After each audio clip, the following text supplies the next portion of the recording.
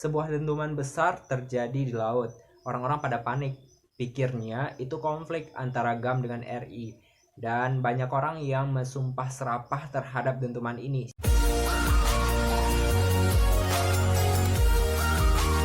Assalamualaikum warahmatullahi wabarakatuh. Terima kasih sudah klik video ini. Tetap subscribe, like, dan komen positif biar video ini menjadi satu topik yang edukatif, legendaris, dan juga historis. Karena tanpa sejarah, kamu bukan siapa-siapa. Kita sudah berada pada pertengahan Desember, di mana banyak kenangan yang tersisa di Desember ini. Salah satu yang menjadi hal paling penting untuk dikenang di Desember adalah tahun barunya. Tapi mengenai tahun baru, ada satu historical yang bakal aku share ke kalian dan ini mengenai duka. Yap, kalian pasti udah mengetahuinya. Masih terekam dengan sangat jelas di pikiran kalian di mana sebuah tragedi yang sangat besar terjadi di Desember. Desember menjadi satu kenangan pahit di masa lalu di mana ada sebuah cerita dan tragedi terbesar yang terjadi di Asia dan juga dunia. Melanda sebuah provinsi paling barat Indonesia dan masih dukanya terasa sampai sekarang. Yap, siapa yang tidak tahu tsunami Aceh tahun 2004, di mana 26 Desember menjadi kenangan pahit bagi setiap orang yang mengalami trauma dan juga kehilangan semua harta benda, bahkan keluarga. Kali ini aku bakal share untuk mengenang dan juga bernostalgia di mana tsunami menjadi salah satu tragedi yang amat menakutkan di Provinsi Aceh hingga dikenal oleh dunia. Alam seakan tidak memberitahukan gejalanya sama sekali, dan aktivitas pagi masih berlangsung secara normal. Orang-orang masih beraktivitas seperti biasa, tanpa mengetahui bahwa bencana besar yang akan terjadi sebentar lagi akan meluluhlantakkan serta mengubah semua kehidupan. Gempa bumi yang digolongkan menjadi gempa bumi terdahsyat di dunia yang terjadi pada tahun 2004 ini, beberapa negara di Asia Tenggara dan juga Samudra Hindia menjadi luluh lantak akibat gelombang yang diakibatkan oleh gempa yang berkekuatan 9,1 sampai 9,3 skala Richter serta dengan waktu 8 sampai dengan 10 menit. Bayangkan gimana rasanya digoncangkan dengan gempa yang berkekuatan begitu besar serta waktu yang luar biasa panjangnya. Orang-orang beraktivitas sama sekali yang seperti biasa, ke laut, ke ladang, ke pasar, dan pada pukul 8:58 di detik ke-53, goncangan besar yang terjadi 8-10 menit pun terjadi, di mana semua orang panik dan merasakan getarannya. Bahkan orang-orang juga setelah gempa ya tidak mengetahui bakalan ada gempa susulan dan juga gelombang besar yang bakal menyerang mereka dan mengambil nyawa-nyawa orang-orang tersayang di sekitar mereka. Sebuah dentuman besar terjadi di laut. Orang-orang pada panik. Pikirnya itu konflik antara GAM dengan RI. Dan banyak orang yang mensumpah serapah terhadap dentuman ini. Siapa sih yang bunyiin bom di tengah-tengah adanya gempa seperti ini? Sehingga orang-orang tidak menyangka bahwa itu adalah dentuman patahan yang ada di dasar lautan sehingga menyebabkan gelombang-gelombang ini untuk naik ke permukaan. Ada beberapa orang yang berasal dari pesisir pantai itu berlari ke arah pusat kota dan meneriakkan beberapa perkataan bahwa air sudah naik. Orang-orang pada panik, air apa yang udah naik? Nah, sebelumnya memang pada nggak percaya karena nggak tahu kan yang namanya adanya tsunami.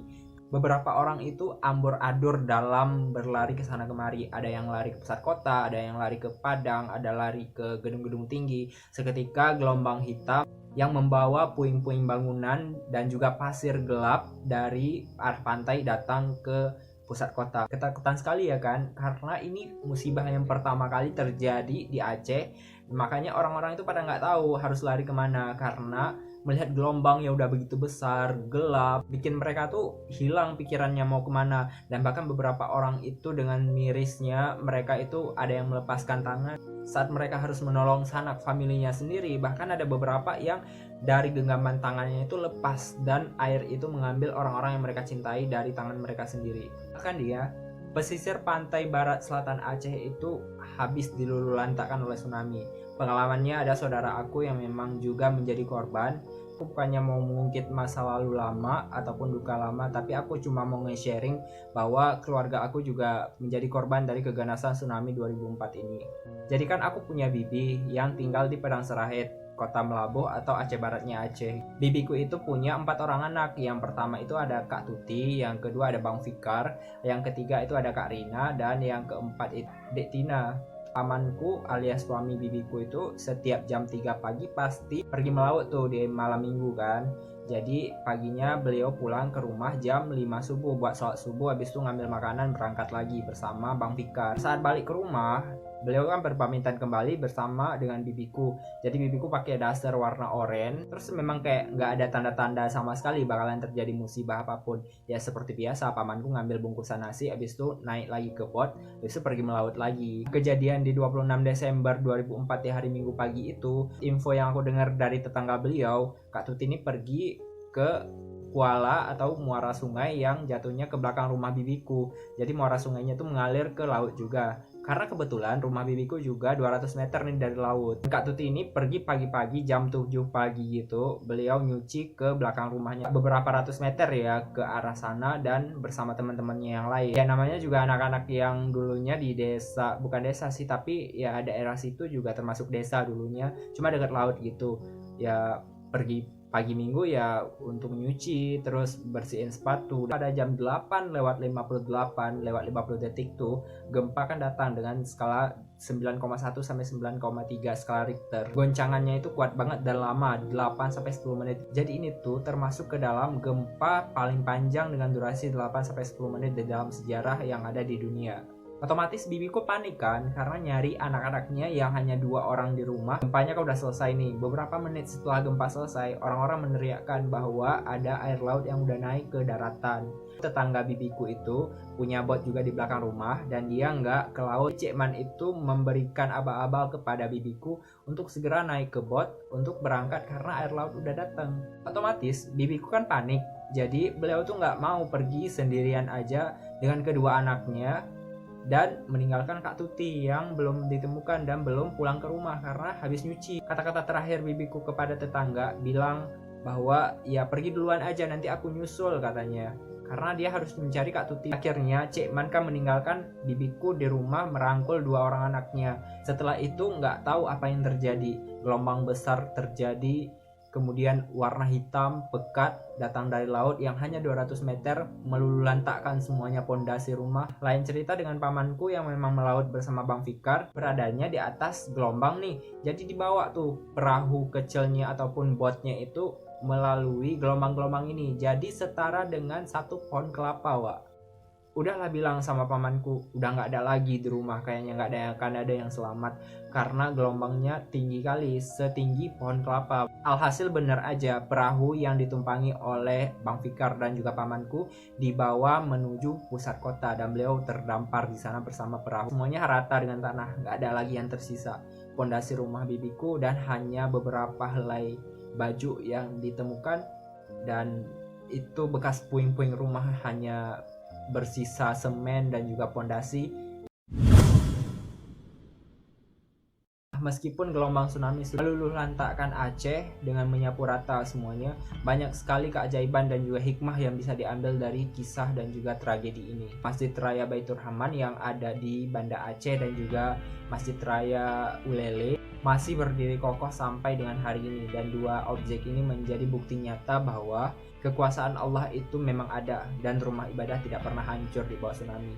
Bahkan Masjid Raya Baitur Rahman itu menyelamatkan banyak sekali orang yang mulanya itu bergelombang hitam pekat membawa puing-puing rumah, tapi sampai ke dalam titik Masjid Raya Baitur Rahman airnya mengalir kayak air biasa. Jadi nggak ada gelombang tinggi sama sekali. Banyak kesedihan sih kalau dipandang karena ada beberapa orang juga kehilangan orang-orang yang dicintainya, anak bayi yang memang terlepas dari tangan ibunya. Terus ada ibu-ibu yang mau menyelamatkan anaknya tapi harus ditarik ke dalam gelombang. Meskipun demikian, tapi Aceh sekarang sudah bangkit. Dan bahkan Aceh yang dulunya dikenal sebagai sarang penyamun dan juga sarangnya konflik, sekarang menjadi taste internasional. Seluruh dunia mengenal Aceh karena mungkin hikmah dari musibah dan tragedi ini menjadikan Aceh lebih kuat dan juga orang-orangnya lebih taat dalam menerapkan syariat Islam. Hikmah yang paling besar didapat dari tragedi tsunami ini adalah konflik yang terjadi antara GAM dengan RI berakhir sudah dengan perjanjian MOU. Jadi ini sebagai salah satu perdamaian yang Allah turunkan untuk orang-orang yang berperang tapi tidak bisa didamaikan oleh negara, namun bisa didamaikan oleh adanya bencana ini. Dan ini menjadi salah satu hikmah bahwa pembangunan Aceh itu dimulai dari titik 2004 ini. Tidak semua bencana itu dianggap sebagai salah satu tragedi yang merugikan. Akan tetapi ada hikmah di balik itu semua. Banyak kok destinasi wisata dan juga orang-orang turis asing yang datang ke Aceh khusus untuk mempelajari tsunami Aceh. Karena kenapa? Tsunami Aceh yang sudah melegenda dunia, banyak bangunan dan juga banyak momen yang ditinggalkan. Salah satunya adalah adanya Museum Tsunami yang tidak hanya berfungsi sebagai museum tetapi juga sebagai tempat evakuasi jika terjadi tsunami ataupun bencana lainnya. Terima kasih sudah nonton video ini, tetap like, subscribe, dan juga positif komen untuk mengembangkan channel ini menjadi channel yang edukatif dan historis serta legendaris. Terima kasih rekan.